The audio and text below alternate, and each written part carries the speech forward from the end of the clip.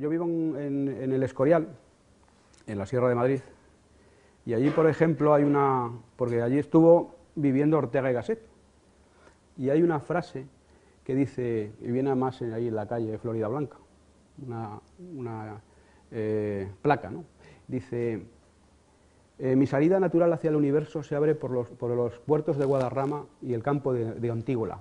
Este sector de realidad circunstante forma la otra mitad de mi persona. Solo a través de ella puedo integrarme y ser plenamente yo mismo. Yo soy yo y mi circunstancia, y si no la salvo a ella, no me salvo yo. Eso era la frase famosa de yo soy yo y mi circunstancia, que como tantas cosas se acaban sacando de su contexto. Vemos que hay un contexto en la frase de Ortega, que no es mi circunstancia social, sino es una cosa más amplia a la que se refería, ¿no? Pues un poco en esa línea es donde estoy yo, ¿no? El hombre, pues un poco como en la película Matrix, ¿no? Se ha ido creando una especie de burbujas, de realidades, de ideologías, de cosas que le separan de lo que le rodea. Y al final podemos pensar que le separan de lo que le rodea, pero que él sigue siendo lo que es, pero como en el fondo lo que él es no es separable de lo que le rodea, esa separación de lo que le rodea al final está conduciendo a un vacío interior real suyo, a la pérdida de su propia naturaleza, de su propio ser, ¿no? De su propia esencia, de su propia sustancia, porque al final el hombre tiene unas raíces hundidas en la cultura, en la tradición y en la naturaleza. Y cuando se cortan esas raíces, pues deja de fluir savia por el interior, ¿no?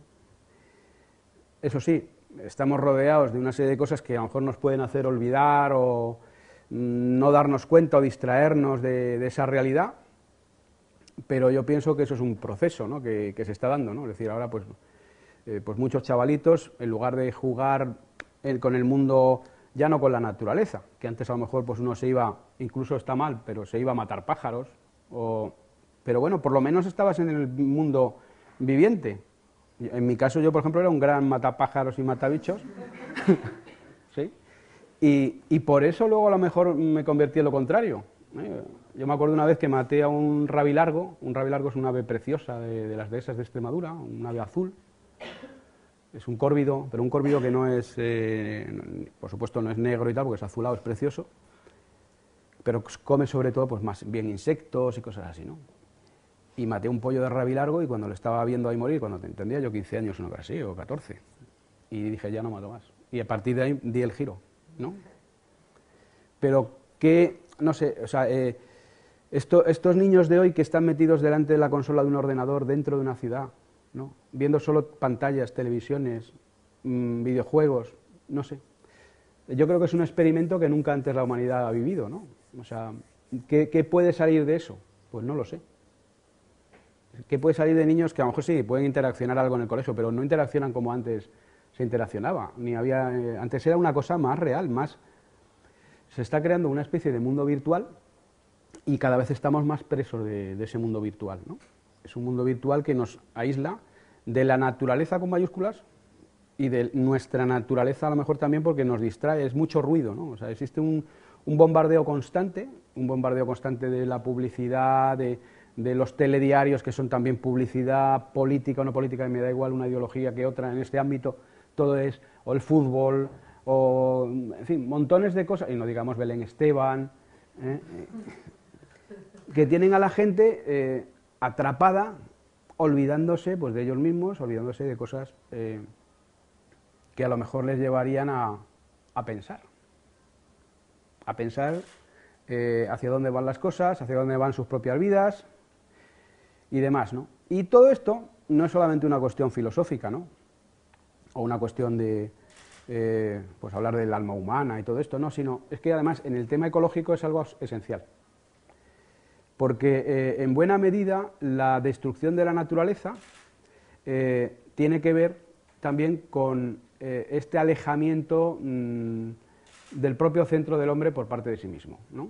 Es decir, hay un alejamiento de pues de nuestro propio centro. O sea, estamos como en una periferia de nosotros mismos, que nos lleva, pues por ejemplo, en lugar de cuidar del ser, de lo que somos, pues cuidar de otras cosas, por ejemplo, el tener, ¿no?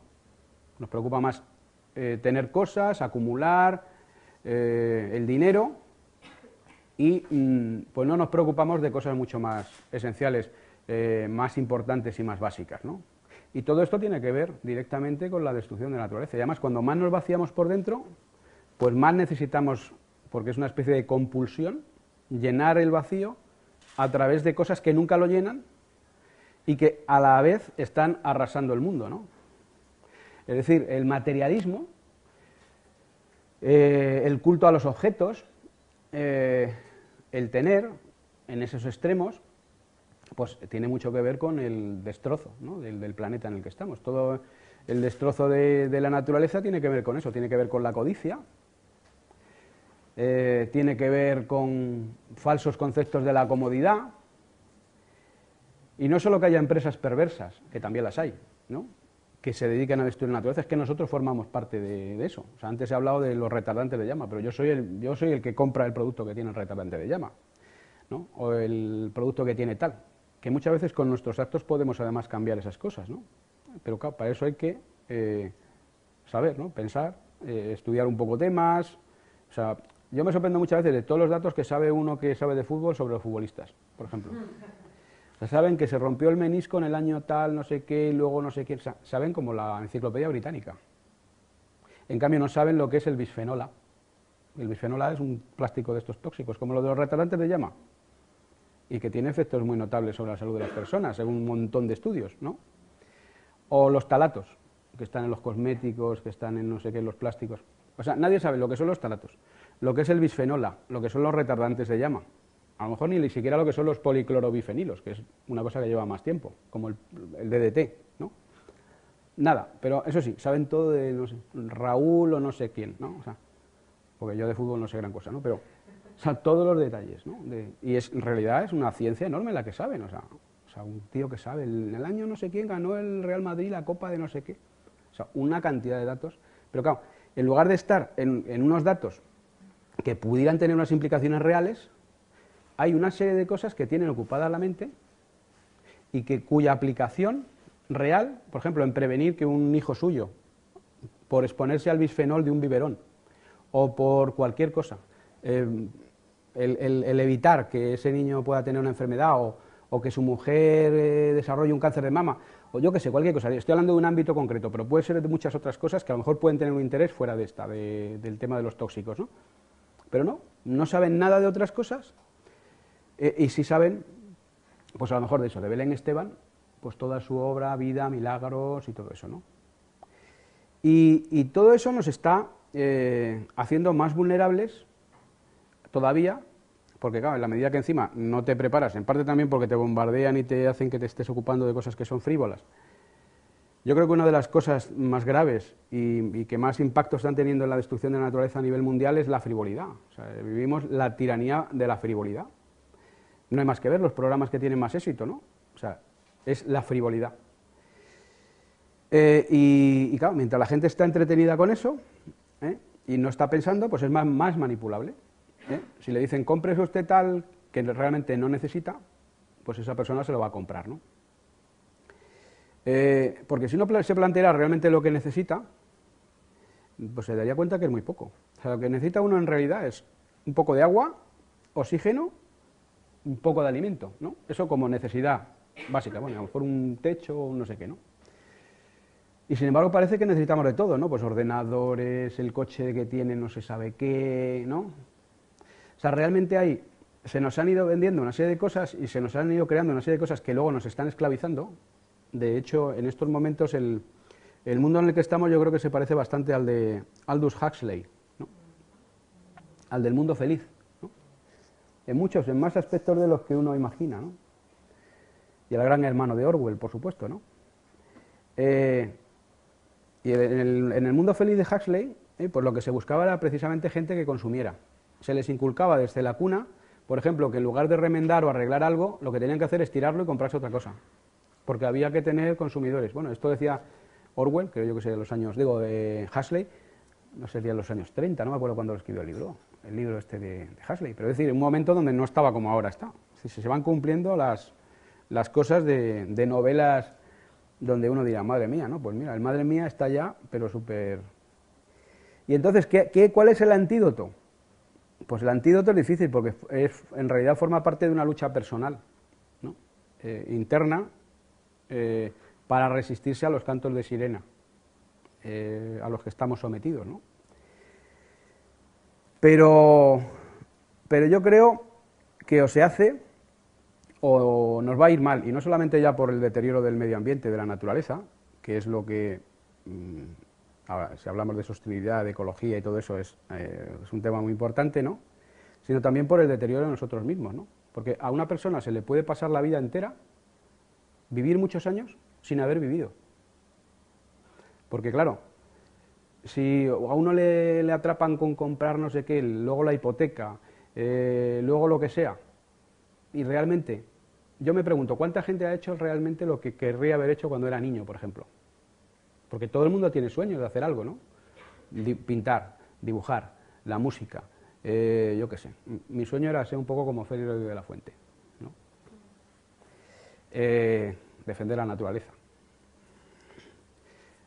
Toda la gente, o mucha gente, sueña con hacer algo, ¿no? Y luego se encuentran con que están vendiendo no se sabe qué, al servicio de no se sabe quién, toda su vida. O trabajando en qué, por dinero, ¿no? Y eso es muy triste, ¿no? Porque la vida tampoco es tan larga, ¿no? Y se pasa, y se le puede haber pasado a uno la vida sin haber vivido. Porque vivir es ser lo que uno es. Decir lo que uno debe decir o lo que uno piensa que debe decir. Pero claro, eso requiere valor, ¿no? Yo creo que el valor es incluso un valor moral, en el sentido de que te hace decir lo que debes decir, lo que es ético, etcétera, contra a lo mejor tu propio interés, jugándotela. Yo pienso que en la vida no se puede vivir de verdad si no se es un poco Quijote. Si se quiere vivir hay que jugársela, hay que... En fin, es una aventura, la vida es una aventura, ¿no? Y no hay una fórmula así filosófica, mágica, de que pienses esto, no, es una cosa realmente de compromiso. O sea, hay que jugársela. O sea, yo, por ejemplo, cuando me dedicaba a estas cosas de los pájaros y tal, me decían, bueno, ¿pero qué haces con esto? Si te vas a morir de hambre, con esto no era una cosa que dijera uno, no, es que yo me dedico a esto porque me voy a ganar la vida. No, yo cuando me dedicaba a esto, pensaba que no me iba a ganar la vida con esto, ni todo, y al revés, que como estaba dejando de hacer otras cosas, digo, verás tú el desastre que va a ser eso. Y luego al final resulta que a lo mejor las cosas se encauzan y te dedicas a eso, pero porque inicialmente era una vocación, ¿no? O sea, ¿cuánta gente tiene hoy en día olvidada su vocación y está atrapada por una maquinaria que nos está haciendo servir a qué?